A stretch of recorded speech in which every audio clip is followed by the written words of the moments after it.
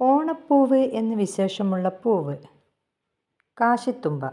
ഓണം കേരളത്തിൻ്റെ ദേശീയ ഉത്സവം ആക്കിയ വർഷം 1961. രണ്ടാം ഓണം മറ്റൊരു പേരിലും അറിയപ്പെടുന്നു. ഏതു പേരിൽ? അമ്മായി ഓണം. ഓണം ആഘോഷിക്കുന്നത് എന്നാണ്? ചിങ്ങമാസത്തിലെ അത്തം നക്ഷത്രം മുതൽ തുടങ്ങുന്ന ഓണാഘോഷം തിരുവോണം നാളിൽ പ്രാധാന്യത്തോടെ ആഘോഷിക്കുകയും ചതയം നാൾ വരെ നീണ്ടു നിൽക്കുകയും ചെയ്യുന്നു. ഓണപ്പാട്ടുകാർ എന്ന കവിത ആരെഴുതിയത്? വൈലോപ്പള്ളി ശ്രീധരമേനോൻ. മഹാബലിയുടെ പിതാവിൻ്റെ പേര് വിരോചനൻ. ഓണം കേറാമൂല എന്ന പ്രയോഗത്തിൻ്റെ അർത്ഥം? കുഗ്രാമം. മഹാബലി എന്ന വാക്കിനർത്ഥം എന്താണ്? വലിയ ത്യാഗം ചെയ്തവൻ. നാലാം ഓണം ഏത് മഹാന്റെ ജന്മദിനം? ശ്രീനാരായണ ഗുരു. മഹാബലിയുടെ യഥാർത്ഥ പേര് എന്താണ്? ഇന്ദ്രസേനൻ. സംഘകൃതികളിൽ ഓണം ഏത് പേരിലാണ് അറിയപ്പെടുന്നത്? ഇന്ദ്രവിഴ.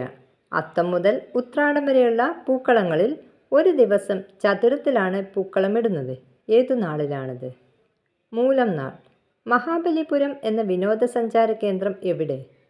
തമിഴ്നാട്. മഹാബലിയുടെ പത്നിയുടെ പേര് എന്താണ്? വിന്ധ്യാവലി. തിരുവോണത്തിൻ്റെ തലേ ദിവസം ഏത് നാളാണ്? ഉത്രാടം.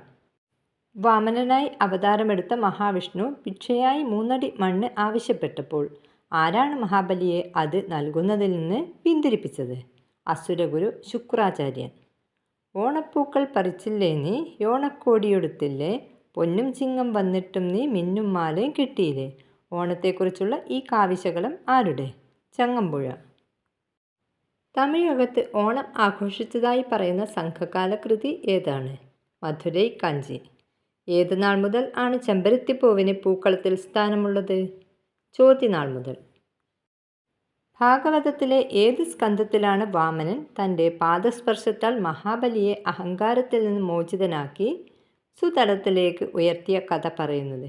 8-ാം സ്കന്ധം. മഹാബലി ഏത് യാഗം ചെയ്യവേ ആണ് വാമനനായി അവതാരമെടുത്ത മഹാവിഷ്ണു ഭിക്ഷയായി 3 അടി മണ്ണ് ആവശ്യപ്പെട്ടത്? വിശ്വജിത് എന്ന യാഗം. വാമനാവതാരം സംഭവിച്ചത് ഏത് യുഗത്തിലാണ്? ത്രേതാ യുഗത്തിൽ. മഹാബലിയുടെ പുത്രൻ്റെ പേര് എന്താണ്? ബാണാസുരൻ. മഹാബലി നർമ്മദാ നദിയുടെ വടക്കേ കരയിൽ എവിടെയാണ് യാഗം നടത്തിയിരുന്നത്? ഭൃഗുകച്ചം എന്ന സ്ഥലത്ത്. ഏത് നാൾ ആണ് പൂക്കളം പരമാവധി വലിപ്പത്തിൽ ഇടേണ്ടത്? ഉത്രാടനാൾ. Okay, thank you for watching.